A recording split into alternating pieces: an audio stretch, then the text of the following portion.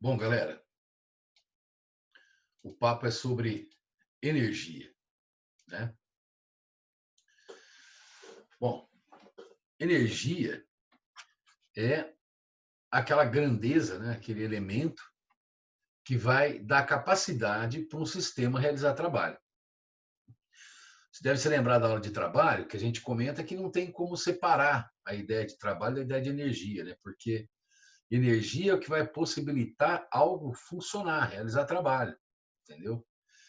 É a energia, por exemplo, que faz o ventilador funcionar, que faz a luz ligar, que faz você andar, que faz o seu carro andar, entendeu? Então, a energia é o elemento que possibilita a realização de trabalho. E detalhe importante é que ela não pode ser criada nem destruída, só pode ser transformada. Mas isso é um detalhe que com certeza todo mundo conhece, né? Energia não pode ser criada e nem destruída, só pode ser transformada. Então você pode pegar uma modalidade de energia e pode transformar em outra modalidade de energia, tá? Tem várias modalidades de energia, né? Você tem energia térmica, elétrica, química, energia do tipo potencial, eólica, que é a energia do vento, né? Solar, que é uma espécie de energia térmica, sonora, né? Alimentar. Então, existem várias modalidades de energia. Então, o que eu posso fazer é transformar uma modalidade em outra. Então, por exemplo, o vento aqui, ó, ao bater nesses moinhos, vai girar a pá do moinho e, por causa disso, vai dar origem à energia elétrica. Tá? O sol, ao incidir sobre essas placas aqui, fotovoltaicas, né, vai transformar essa energia, as placas vão transformar essa energia solar em energia elétrica, né, que eu posso usar para um monte de coisa. Tem lugares onde só tem esse tipo de energia funcionando, né? Então você tem a usina hidrelétrica que produz energia elétrica a partir da queda da água. Você tem energia elástica, por exemplo, que é usada para impulsionar uma flecha ou um estilingue. Tem várias utilidades, né? Pode ser usado para fechar uma porta, energia elástica, né? Então, assim, energia de maneira geral, elemento que vai ser usado para realizar algum tipo de trabalho, tá? Na mecânica, pessoal, nós vamos trabalhar com três modalidades de energia, né? Então, nós vamos trabalhar com energia cinética. O que é a tal da energia cinética? É a energia associada a movimento, a ideia de estar se movimentando de alguma maneira. De maneira geral, a palavra movimento, né, ela é uma palavra que está associada a uma grandeza que depende de um referencial. Então, se você estiver viajando num carro que está a 100 km por hora em relação à estrada, você também está a 100 km por hora em relação à estrada. Mas você está parado em relação ao carro. Então, você tem energia cinética em relação à estrada, mas não tem energia cinética em relação ao carro, por exemplo. Então, tem que tomar cuidado com o referencial. Tá? Energia cinética é dado por essa expressão mv²/2. A gente demonstrou essa equação aqui quando falou de trabalho, em especial do teorema da energia cinética, né? E, como você pode observar, é uma função de segundo grau. Então, graficamente, a energia cinética será traduzida dessa maneira. Dado um plano cartesiano aí, você tem uma parábola, tá? Com a cavidade para cima, porque o resultado da energia cinética é sempre positivo. A massa é positiva, né? Não tem massa negativa. O mínimo de massa que pode existir é zero. Agora, embora a velocidade possa assumir valores negativos, porque eu posso ter movimento progressivo, onde a velocidade tem sinal positivo. Assim como eu posso ter movimento retrógrado, em que a velocidade tem sinal negativo. Mas quando elevado ao quadrado, a velocidade vai dar, o resultado vai dar positivo. Então, a energia cinética é um valor positivo, sempre. Tá? Então, energia cinética, energia associada a movimento. Vai procurando memorizar quando cada uma delas existe, porque isso vai ser muito importante. Tá? Energia potencial gravitacional, assim como toda energia classificada como potencial, está associada à ideia de existir a possibilidade de alguma coisa realizar trabalho. No caso da energia potencial gravitacional, nós estamos falando da possibilidade da força-peso, força gravitacional, realizar um trabalho. Tá? Isso quer dizer, então, que a energia potencial gravitacional depende de uma altura, da existência de um desnível. Você deve se lembrar, quando nós falamos de trabalho, que o trabalho da força-peso depende da existência de um desnível. Né? Então, a energia potencial gravitacional, que representa o trabalho que a força-peso pode realizar, está associada à presença de um desnível. Então, você tem que ter um solo referencial, você vai ter que adotar um lugar para chamar de altura zero. Isso é muito relevante porque a altura zero, né, é um elemento fundamental para você definir qual é a altura de outros lugares. Então, por exemplo, se eu tivesse aqueles probleminhas básicos de montanha-russa, por exemplo, que tem uma montanha-russa, né, e eu adotar, por exemplo, esse nível mais baixo aqui como altura zero, então esse ponto aqui, ó, estaria a uma certa altura em relação ao chão, vamos supor aí uns 6 metros, e esse ponto aqui estaria a uma certa altura em relação ao chão, vamos supor 2 metros. Então, tanto nesse ponto aqui quanto nesse ponto aqui, haveria energia potencial gravitacional, porque ambos têm desnível em relação à altura zero. Mas nada me impede de levar o chão para outro nível, trazer o chão, por exemplo, para esse nível aqui. Dizer que esse nível aqui vai ser minha altura zero. Ah, posso fazer isso, Mal? Pode. E aí, então, esse ponto estaria com altura zero, não teria associação nenhuma com a energia potencial gravitacional. E esse aqui estaria desnivelado de 4 metros em relação a esse novo chão que eu escolhi. Então, você pode selecionar o chão onde você quiser, tá? Desde que o examinador não exija que você selecione o chão num lugar específico, tá bom? Bom, energia potencial gravitacional vai representar, então, o trabalho do peso. Como é que calcula o trabalho do peso? P vezes H. Então, mgh. Como você está vendo, é uma função do primeiro grau. Graficamente, você teria uma reta, né? E para alturas positivas, né? Alturas de valor positivo, você tem uma energia potencial com valor positivo. Agora, se tiver uma altura que está na região de valores negativos, significa profundidade, você vai ter uma energia potencial com sinal negativo. Isso quer dizer o quê?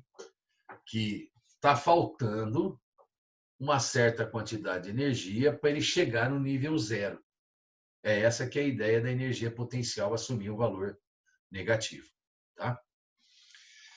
E um detalhe crucial sobre energia potencial gravitacional é quando você tem um corpo extenso no chão. Quando você tem um corpo extenso no chão, para medir a energia potencial desse corpo extenso que está no solo, normalmente nós trabalhamos com corpos que são homogêneos e regulares ao mesmo tempo. Você pega metade da altura do corpo. Então, por exemplo, se isso aqui fosse um prédio, né, para calcular a energia potencial gravitacional dele, você pega metade da altura dele, a altura total H, pega metade. Se isso aqui fosse um poste, fosse calcular a energia potencial de um poste que está instalado no chão, então você vai pegar metade da altura dele. Por que essa metade da altura?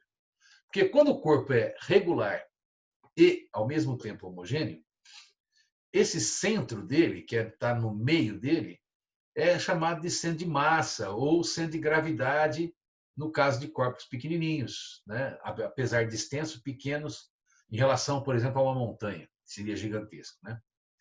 Então, quando esse pontinho aqui, ó, sai da área da base, é que o corpo tende a cair. Então, se a gente for inclinando esse corpo aí, se a gente for inclinando ele, vai chegar uma hora em que esse centro, ó, sai da base. E quando ele sai da base, o corpo cai, tá?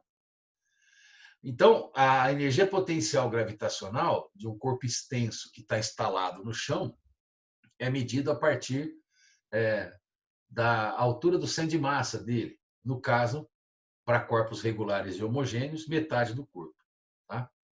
A Torre de Pisa, por exemplo, por que ela não caiu até hoje? Né? Obviamente, os caras estão mantendo ela lá. Mas a ideia é que se você pegar a Torre de Pisa, ela é uma espécie de cilindro, né? Se você projetar o centro dela, tá? Ela vai dar dentro da área da base ainda.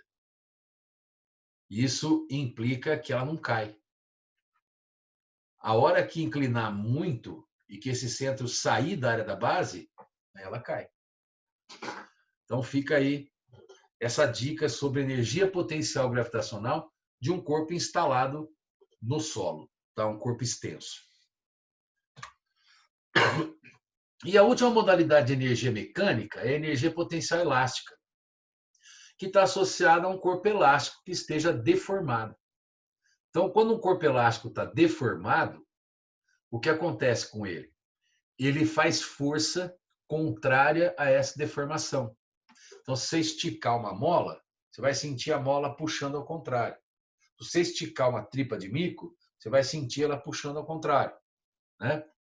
Então, na hora que aparece força elástica, você tem uma energia armazenada chamada energia potencial elástica, que pode se transformar em energia cinética, assim como a energia potencial gravitacional.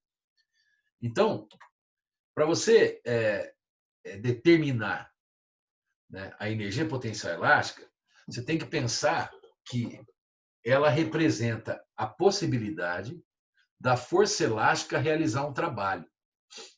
Como força elástica varia com a deformação, força elástica é igual a Kx. Então, graficamente, a força elástica seria dada por essa reta aqui, ó, né? O gráfico da força elástica. Força elástica é igual a Kx. Então, para uma deformação x, você tem uma força que vale Kx. E percebe que se a deformação for menor, a força elástica é menor. Então, a força elástica ela vai variar com a deformação. E por ser uma força variável, como é que se calcula o trabalho da força variável? Através da área. Então, a área do gráfico vai representar o trabalho da força elástica. No caso aqui é um triângulo, né? A base vale x, a altura vale kx. Então, a energia elástica pode ser obtida pela equaçãozinha kx² sobre 2, que representa o trabalho que a força elástica pode realizar. Tá? Agora, se você juntar essas três modalidades de energia, a cinética, a potencial gravitacional e a potencial elástica, você tem uma coisa chamada energia mecânica. Tá? Só antes, mudando de slide aqui, antes de mudar o slide, mostrando que a energia elástica também tem como gráfico, né, uma função de segundo grau e, portanto, uma parábola. Tá? Então, independentemente de você provocar uma deformação esticando o corpo elástico ou comprimindo o corpo elástico, o resultado da energia elástica vai ser um resultado positivo. Tá? Então, como eu estava dizendo, a soma dessas três modalidades de energia corresponde ao que nós chamamos de energia mecânica. Então, a energia mecânica não é uma modalidade específica de energia, mas é uma soma de modalidades de energia. Então, quando você fala em energia mecânica, você está falando o quê? Num determinado momento, você está medindo a energia cinética, a energia elástica, a energia potencial gravitacional, para aquele sistema que você está analisando. Tá? É muito importante saber como determina a energia mecânica. Então, e perceber que ela é uma energia pontual. Ela vai mudar de momento para momento dentro do sistema. Tá? A maneira como ela é calculada não vai ser a mesma sempre. Vai depender de como o sistema está se comportando naquele momento que você está analisando. Então, ó, exemplo básico. Imagina aí uma bola que está descendo uma ladeira. Certo? Então, chamando lá o chão, lá embaixo, para mim, aqui embaixo é altura zero. Então, o ponto A tem uma certa altura H, o ponto B tem uma altura H sobre 2, por exemplo, e o ponto C já está no chão. Então, supondo que a bola parte do repouso, ela vai ganhando velocidade ao longo da descida. Como é que eu determinaria a energia mecânica aqui no ponto A? Bom, a energia mecânica do ponto A é a soma da energia cinética do ponto A com a potencial gravitacional do ponto A e com a energia elástica do ponto A. Mas ao analisar o ponto A, eu percebo que não tem energia cinética, porque está em repouso. Então, a energia cinética é uma energia de movimento. Então, a energia cinética é zero. Como existe um desnível, então existe energia potencial gravitacional.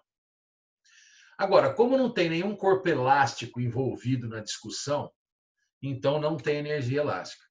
Então, a energia mecânica da bola no ponto A é exclusivamente dada pela energia potencial gravitacional que essa bola tem no ponto A. Por outro lado, quando ela começou a descer, ela passa por um ponto B, onde ela já tem uma certa velocidade. Então, se eu for analisar a energia mecânica do ponto B, agora eu já vou encontrar energia cinética, porque já tem uma certa velocidade. Vou continuar encontrando energia potencial gravitacional, porque ainda tem uma certa altura aqui.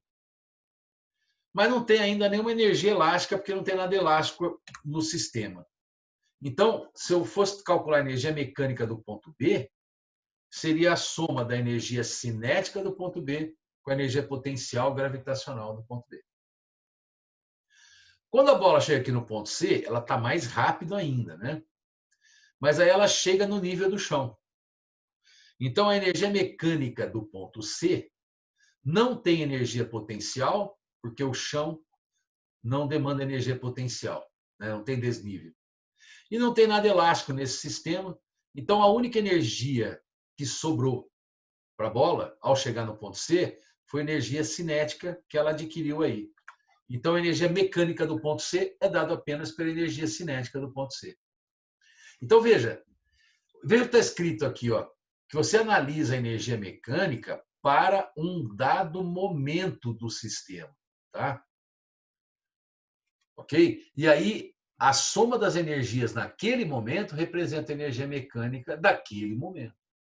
Tá? Vamos ver um outro exemplo. Ó. Digamos que eu tenho aí uma mola comprimida, tem um bloquinho na frente da mola e tem um obstáculo aqui, ó, proibindo o bloquinho de entrar em movimento. Então, se eu for calcular a energia mecânica dessa situação, eu faria a soma da energia cinética, potencial gravitacional e potencial elástico. Só que, ó, velocidade zero, não tem energia cinética. Está no chão, então não tem energia potencial gravitacional. Então, a única energia que sobrou aqui, que existe aqui, é a energia elástica por causa dessa mola comprimida. Então, a energia mecânica deste momento é apenas a energia elástica que existe nesse momento. Agora, imagine uma situação posterior em que esse obstáculo foi removido e o bloquinho já adquiriu uma certa velocidade, a mola não está mais comprimida, voltou para o seu tamanho natural. Então, como é que ficaria a energia mecânica na situação B? É só somar as energias da situação B. Tem cinética? Tem, porque tem presença de movimento aí. Tem potencial gravitacional? Não, porque ele está no chão. Tem energia elástica? Não tem mais, porque a mola voltou para o seu estado natural ao empurrar o bloquinho. Né? Então, a energia mecânica da situação B é exclusivamente a energia cinética que você tem na situação B. Agora, imagina que o bloquinho vai subir aquela rampa inclinada, né, aquela abaulada, e num certo momento da subida ele para inverter o sentido e voltar, né? Então, numa certa altura aqui da subida, ele para. Como é que ficaria a energia mecânica dessa situação? Bom, eu teria que somar as energias presentes nessa situação. Não tem cinética, porque a velocidade é zero.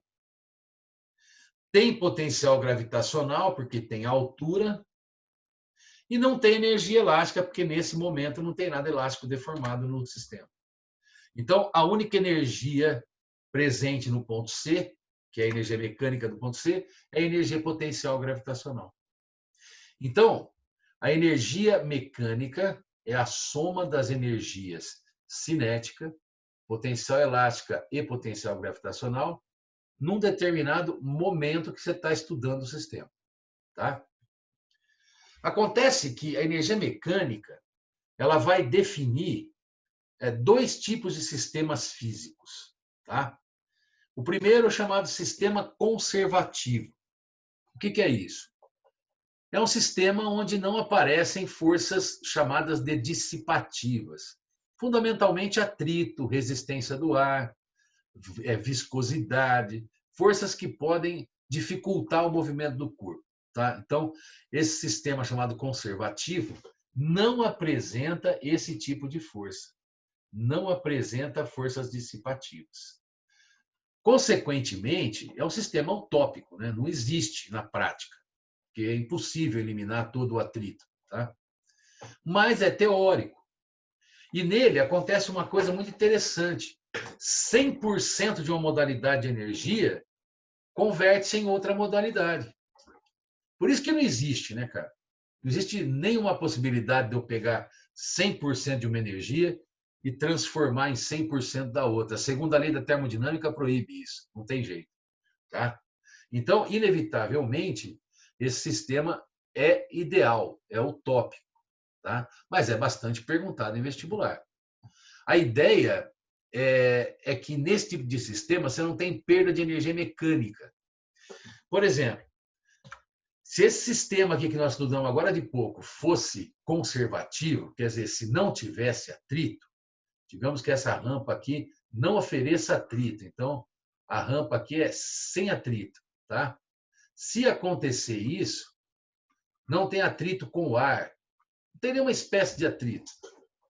Então, embora a energia mecânica no ponto A seja calculada de maneira diferente da energia mecânica no ponto B, que é calculada de maneira diferente da energia mecânica do ponto C, esse resultado seria igual a esse resultado, que seria igual a esse resultado. Ou seja, a energia mecânica é constante, a energia mecânica tem o mesmo valor, apesar de ser calculado com modalidades diferentes de energia. Se este caso aqui fosse um sistema conservativo, apesar da energia mecânica ser calculada na situação A, pela energia elástica, na situação B, pela energia cinética, e na situação C, pela energia potencial gravitacional, esse resultado seria igual a esse resultado, que seria igual a esse resultado. Então, a energia mecânica se conserva, sistema conservativo. Tá? Não tem atrito, não tem resistências, não tem forças dissipativas. Agora, o outro sistema que a energia mecânica denuncia é o sistema não conservativo. E aí, o que acontece com esse sistema? Nesse sistema, você tem atrito. Né? É um sistema mais real, né? Porque no nosso mundo, no nosso dia a dia, a gente tem atrito em tudo quanto é lugar. Né? Atrito com o ar, ou atrito com o solo. De alguma maneira, tem algum tipo de atrito. E aí, você não consegue, então, na realidade, converter 100% de uma energia em outra. Porque o atrito ele vai roubar a energia do sistema. Né? O atrito produz calor, o atrito produz deformações permanentes, o atrito produz barulho, né? O atrito pode produzir faísca, energia luminosa. Então, O atrito, ele é um agente que vai roubar a energia do sistema e transformar em outras modalidades que vão embora do sistema. Por isso que o sistema não conserva energia. E aí, a lei que você aplica na situação em que tem atrito é essa aqui, ó. A energia mecânica dissipada, também chamada de energia mecânica perdida, transformada em outras modalidades, né? Ela é o trabalho da força de atrito. Ou seja, o atrito vai realizar um trabalho que vai variar a energia mecânica ao longo do caminho. Então, a energia mecânica não se conserva.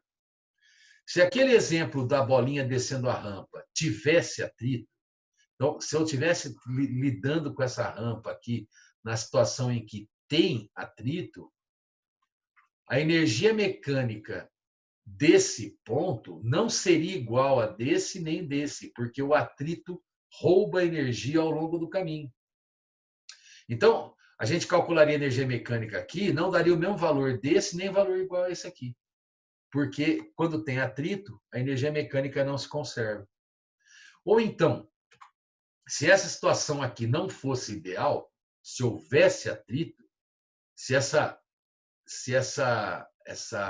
trajetória oferecesse algum tipo de atrito, aí você teria esse resultado diferente desse. Então, a energia mecânica não se conserva. E o trabalho do atrito é dado pela variação que a energia mecânica sofreu. Então, se você calcular a energia mecânica nesse ponto e calcular a energia mecânica nesse ponto, não vai dar o mesmo valor. Você vai dizer que o trabalho do atrito roubou essa energia, desapareceu com parte da energia. Essa que é a ideia. Tá? Bom, vamos fazer uns exercicinhos para pegar o jeito com a coisa. Ó.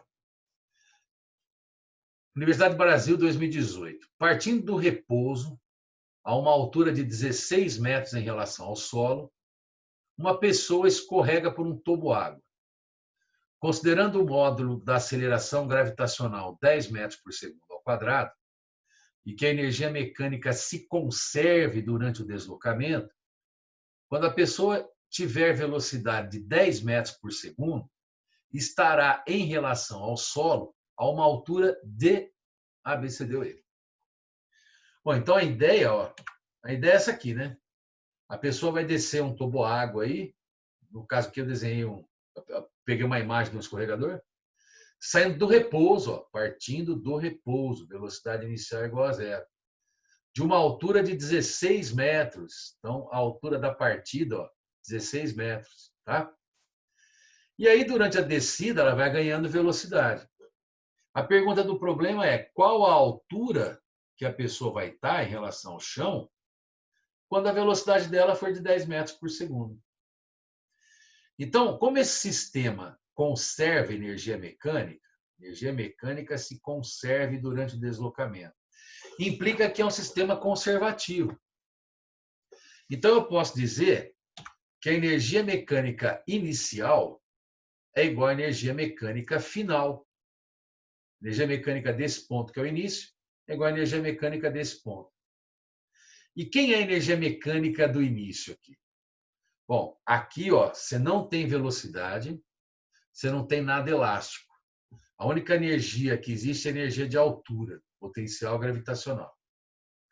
Já nesse segundo ponto aqui, que seria o final da nossa discussão, né, ele tem velocidade, que denuncia a presença de energia cinética. E ainda tem altura, que é a pergunta do exercício, o que denuncia a presença de energia potencial gravitacional. E continua não tendo nada elástico. Então, a energia mecânica inicial é só potencial. E a energia mecânica final é uma soma das energias potencial e cinética. Tá? Sendo assim, então, nós podemos trocar esses caras pelas formulazinhas deles. Né? Então, energia potencial é mgh. Então, mgh0 para a energia potencial inicial, sendo h0 essa altura inicial aqui, né? Ó. mgh é a altura de onde ele passa com velocidade de 10 metros por segundo. E mv² sobre 2 é a velocidade, a energia cinética dele nesse ponto. Então, como você pode ver, a massa pode cair fora da conta, né? Então, G vale 10, a altura H0 vale 16, G vale 10, a altura H eu quero achar, e a velocidade vale 10. Tá? Então, ficaria aí 160 igual a 10H mais 50. Então, a altura H, 110 igual a 10H, vai dar 11 metros de altura. Tá aí. Então, a gente igualou a energia cinética inicial com a energia cinética do segundo ponto, porque o sistema é conservativo. Então, a energia mecânica se conserva. O brasileiro Bob Burskin, deve ser, criou a maior mega rampa de skate do mundo na sua casa na Califórnia. A pista tem 24 metros de altura e, com velocidade adquirida na descida, o skatista voa sobre um vão de mais de 20 metros de comprimento. O esquema a seguir representa a mega rampa citada. A fórmula do alcance máximo é V0², seno de 2θ sobre G, em que V0 é a velocidade inicial e θ é o ângulo inicial do salto. Desprezando-se a resistência do ar e o atrito entre a rampa e o skate, e usando seno de 30 igual a meio e seno de 60 igual a 0,85, se o skatista partir do repouso do alto da rampa, o vão máximo que ele conseguirá saltar será D. Alternativa A, B, C, D ou E. Antes de resolver a questão, chamar atenção aqui para um erro do examinador. Né? Quando você fala alcance máximo, no lançamento oblíquo, você está falando do ângulo de 45 graus. Né? Então, essa equação é a equação do alcance. Tá? Se ela fosse alcance máximo, esse ângulo seria de 45 graus e não de 30 graus. Então, fica aí essa correção na fala do examinador aqui. Tá? Mas, vamos por partes. O skatista vai descer a rampa aqui, ó, ganhar velocidade, chega aqui, ele salta. Né? Quero saber isso aqui, ó, o vão, que é justamente o alcance do lançamento. Né? Então, a pergunta é isso. Qual é o alcance desse lançamento? Então, a primeira coisa que eu preciso saber é qual a velocidade dele quando ele chegar aqui. Então, ó, como não tem atrito, eu posso dizer que a energia mecânica desse ponto é igual à energia mecânica desse ponto. Então, energia mecânica do ponto 1 igual à energia mecânica do ponto que eu chamei de 0 aqui, porque ele chama lá na equação essa velocidade de lançamento de V0. Então, aqui em cima, ó, não tem energia elástica e não tem cinética. Só tem potencial gravitacional. E aqui nesse ponto vai ter cinética, ele tem uma certa velocidade aí, e vai ter potencial gravitacional, porque tem altura. Então, energia mecânica da posição 1, potencial. Energia mecânica da situação 0, potencial e cinética. Tá? Trocando pelas suas formulazinhas, mgh1 igual mgh0 mais mv0² sobre 2, onde o H0 é essa alturazinha aqui de 4 metros, que é a altura do ponto de lançamento aí. Né? Esse aqui seria o H0. Bom, a massa pode cortar. O G vale 10, a altura H1 vale 24. O G vale 10, a altura H0 vale 4. E o V0 eu quero achar. Então, 240 menos 40 que vai para lá, né, é igual a 200. 200 vezes 2 dá 400, raiz quadrada, 20 metros por segundo. Então, achei essa velocidade de lançamento aqui. Com ela, eu posso achar o alcance, porque ele me deu a fórmula, inclusive. V0², seno de 2θ sobre G. Então, V0 vale 20, o ângulo θ de lançamento vale 30, G vale 10. Então, 400 vezes o seno de 60 dividido por 10. Corta aqui, ó, vai dar 40, né? E o seno de 60 é 0,85. Então, vai dar 34 metros de vão. É legal, não é? É. Queria chamar a atenção para um detalhe aqui. Na hora de calcular esse V0, eu podia ter trazido o nível da altura zero para esse nível aqui, ó. E aí, ao invés de trabalhar com um desnível de 24 metros aqui, eu trabalharia com um desnível de 20 metros. E aqui, como eu estou chamando essa altura de zero, não teria altura, que seria altura zero. Então, eu continuaria afirmando que a energia mecânica se conserva porque não tem atrito. Só que mudaria um pouco o cálculo, porque aqui, nesse ponto, não teria mais energia potencial gravitacional, porque se eu estou chamando esse nível de altura zero, aqui não tem energia potencial gravitacional. Então, ficaria aqui em cima só potencial gravitacional e aqui no ponto de lançamento só cinética. Então, dá menos trabalho, entendeu? Então, trocando aí pelas formulazinhas, corta a massa. Olha lá, 10 vezes 20, que é o desnível, é igual a V0 ao quadrado sobre 2. Ó. 200 vezes 2 dá 400, raiz quadrada de 420. Portanto, você vai chegar na mesma resposta. Tá? Mas estou te mostrando que você tem a liberdade de botar o chão onde você quiser. Beleza? E aí o alcance é só trocar os valores e vai chegar na mesma resposta. Tá? Medicina do ABC 2019. Uma esfera é solta em uma calha a partir do repouso de uma altura h acima da superfície de uma mesa. A esfera desce pela calha e atinge a borda da mesa no ponto Q, com velocidade na direção horizontal.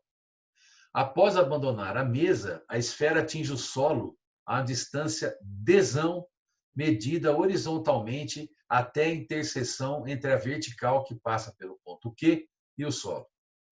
Considere que não há atrito entre a esfera e a calha. Olha aí, sistema conservativo. E despreze resistência do ar, quer dizer, não tem força nenhuma dissipativa.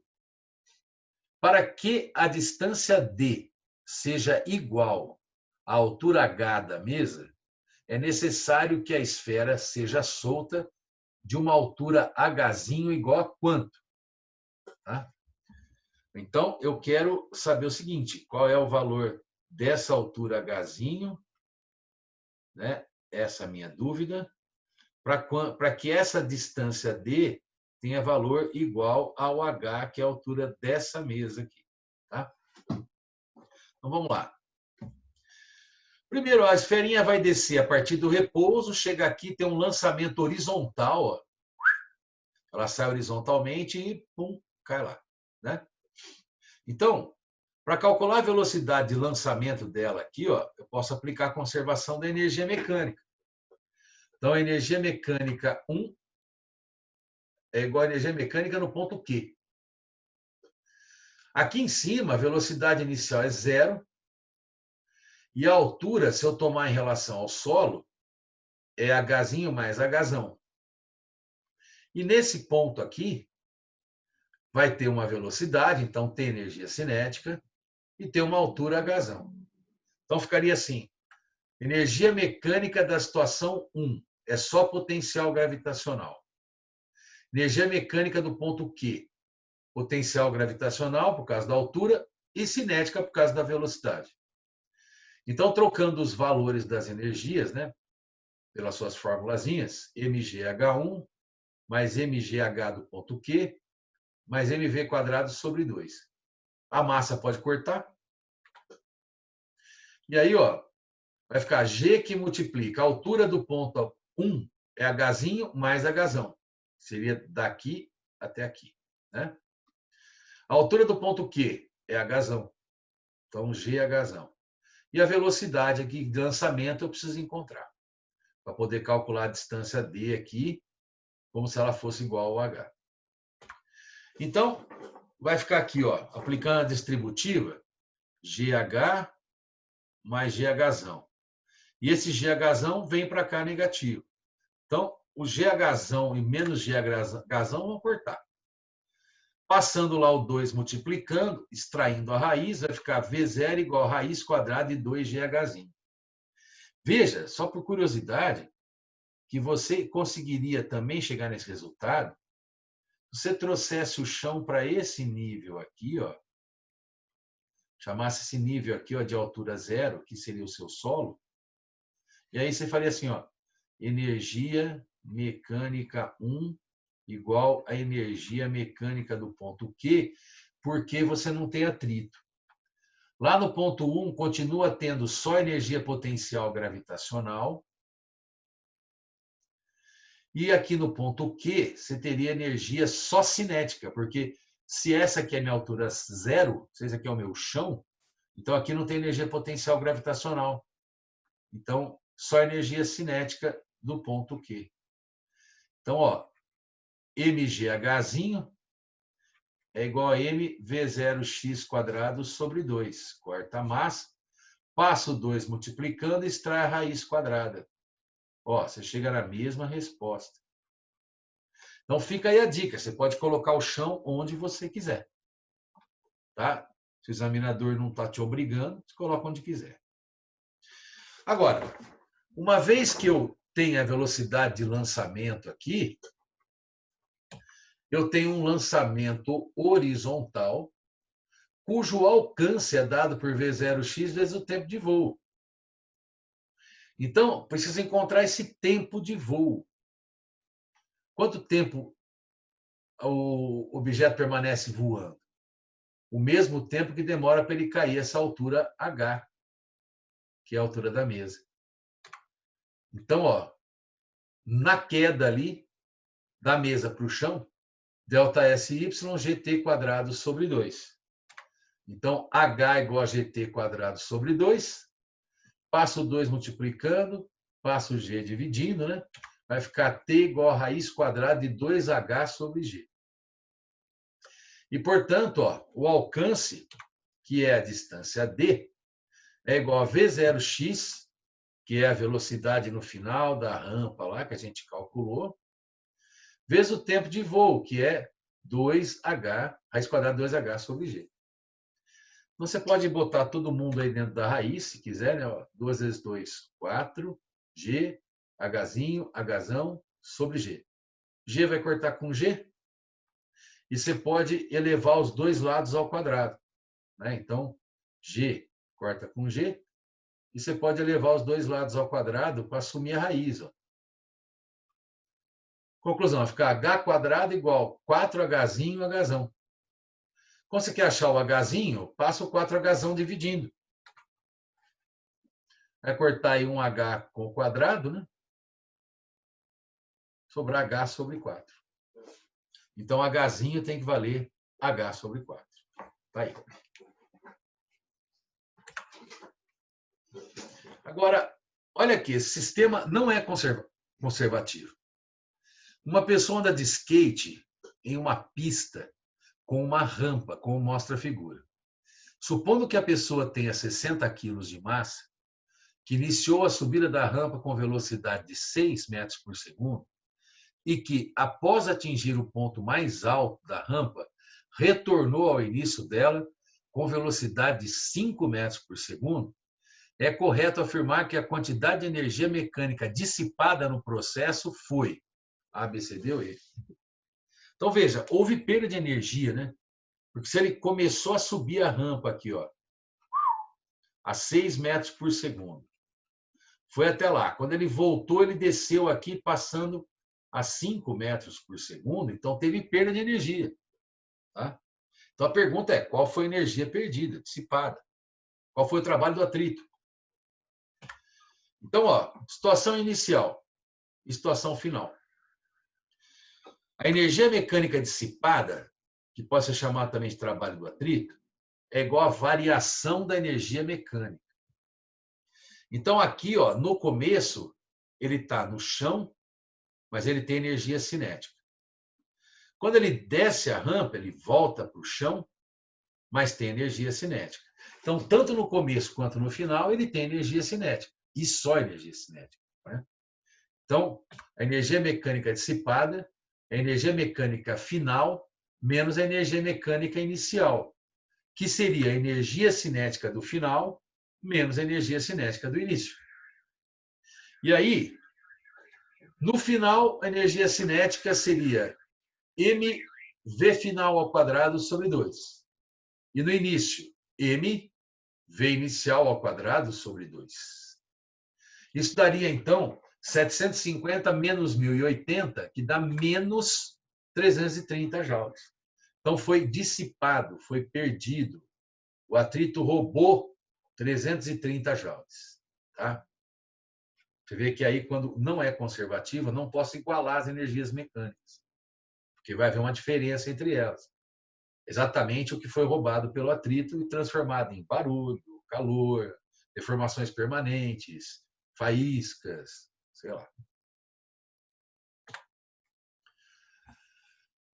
Faculdade de Medicina de Jundiaí, 2017. A figura mostra um objeto de massa igual a 0,5 kg sobre uma superfície horizontal preso à extremidade de uma mola de constante elástica 50 newtons por metro, que tem a outra extremidade presa a uma parede.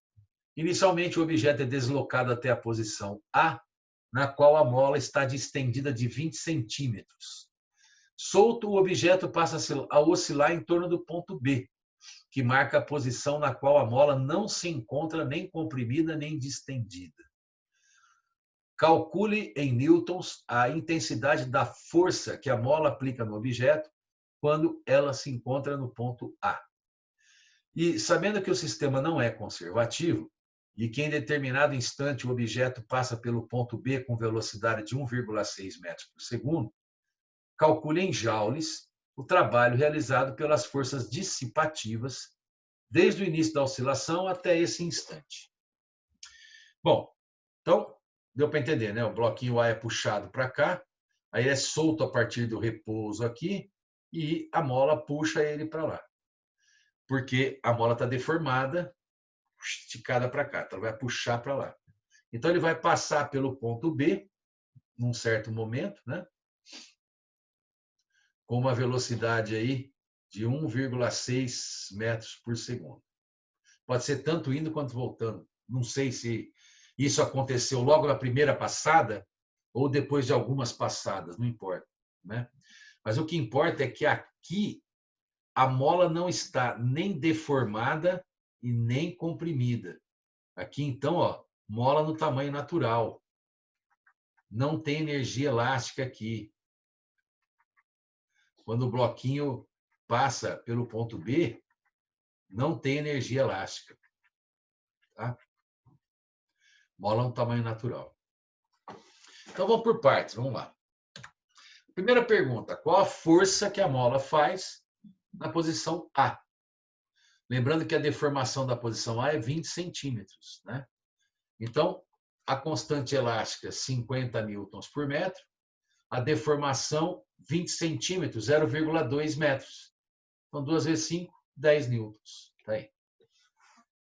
Agora, na letra B, ó, você vai ter aí, então, o bloquinho sai do repouso aqui, e num certo momento ele passa pelo ponto B com velocidade de 1,6 metros por segundo. Lembrando que no ponto B não tem deformação na mola, né? Então, ó, o trabalho da força de atrito, da força dissipativa, é igual à variação da energia mecânica. Então, seria a energia mecânica do ponto B menos a energia mecânica do ponto A. Variação sempre é a situação final menos a inicial, né? No ponto B, eu teria só energia cinética. E no ponto A, não tem energia cinética, a velocidade é zero, né? Mas tem energia elástica, porque a mola está deformada. Então, trocando as energias pelas suas formulazinhas, energia cinética do ponto B, mvb quadrado sobre 2. Energia elástica do ponto A, kx quadrado sobre 2.